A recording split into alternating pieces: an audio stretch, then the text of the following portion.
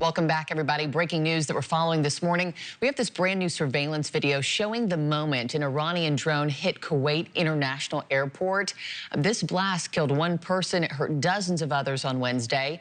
But President Trump did dismiss the attack on having a potential impact on peace talks. In theory, they're pretty close to signing a paper. We've actually gotten along with them very well. And you know what you saw for the last few nights? It takes two to tango. You understand that. We hit them very hard on something else, unrelated. And so they were responding, but, and not very strongly. And the White House says Israel and Lebanon have agreed to a ceasefire in Israel's war with Hezbollah. However, Lebanon's national news agency says several people were injured in an Israel strike hours after the agreement was announced. For more, let's bring in retired Navy Rear Admiral Michael Hewitt for more. Admiral, good morning to you, sir. So explain this to me, because Israel isn't fighting with Lebanon. You know, they're fighting with Hezbollah. So how seriously should we take the announcement of this ceasefire, considering Hezbollah has operated in Lebanon seemingly without restriction since 1982? Right. So the ceasefire between Israel and Lebanon really is not worth the paper it's printed on. It's ultimately Hezbollah and the proxy networks, which are funded and fueled by the Iranians. So these things are all interconnected, and the Iranians are trying to create discontent amongst the citizens of northern Israel, who are really facing the blunt of the impact of Hezbollah and really putting Prime Minister Netanyahu in a political bind.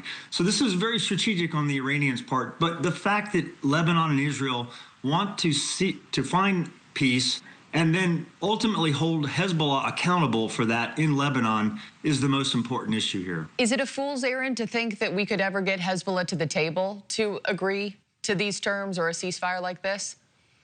I actually think it is a fool's errand. I mean, Hezbollah is a chaotic proxy network that lives on death to Israel, death to America. So there's no outcome for Hezbollah that has peace in the sentence. And so we need to recognize that. And ultimately, this proxy network needs to lose the head of the snake, which is Iran, fueling their ambitions against northern Israel. If the ceasefire in Lebanon does, in fact, hold, how does that change the game for negotiations with Iran?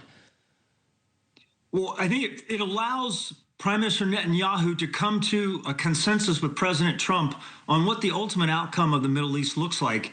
And for Bibi Netanyahu, this is much more complicated than for the United States. And so I think if we can get to some kind of a sustainable ceasefire in Lebanon, where we've blunted Hezbollah, that allows us to then focus on the larger issue, which is Iran and its nuclear ambitions. In regards to this war, major news came out of Washington yesterday. The House passing that war powers resolution on Wednesday, demanding an end to the war in Iran. Now, we know that the president will likely veto any of these measures from Congress to limit his authority as commander-in-chief. So how much teeth do you think that will really have? Well, you said it. It really has no teeth. It's very symbolic. And I think politically, the Congress is doing what they need to do to prepare for the midterms by saying, look, we're not going to stand for an endless war, and we're going to hold the president accountable. In the meantime, they also know that this will be vetoed if it reaches his desk, and then they don't have to be held accountable for the continuation of the war.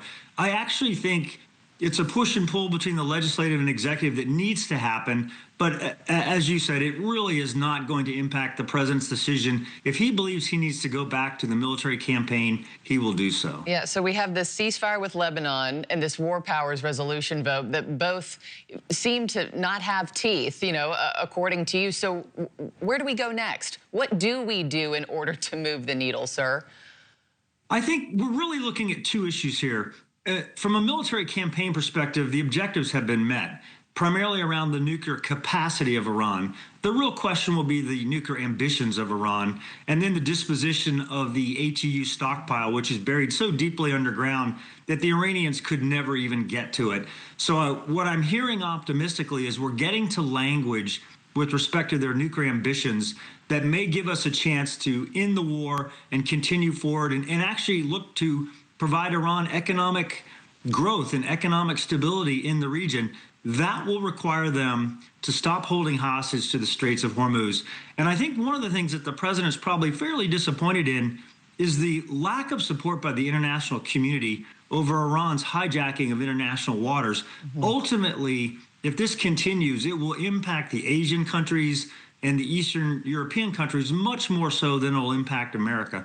So we would love to see the international community become more involved in holding Iran accountable for international violations. And so one quick follow-up before I let you go just on all of that, because at the beginning of the week, the president said that he thinks he could have a deal with Iran to reopen the Strait of Hormuz, extend the ceasefire with Iran within a week. Clock is ticking. You've operated in that region before. What do you make of that timetable? And is that even possible? The Iranians have time on their side, according to them. They don't care about their people. They don't care about the economic impact to their country. So they believe that they can push off these negotiations another 60 days and maybe hold a little bit of their high ground on the nuclear agreement. Then they believe the president will be under tremendous pressure to get this resolved prior to the midterms. I am optimistic that with respect to the Iranian nuclear program, there's language that's going back and forth that will satisfy both sides. And if that happens, the rest of this can fall into place. Rear Admiral Michael Hewitt, I got to wrap it there, but thank you so much, sir, as always. A pleasure to have you on the show.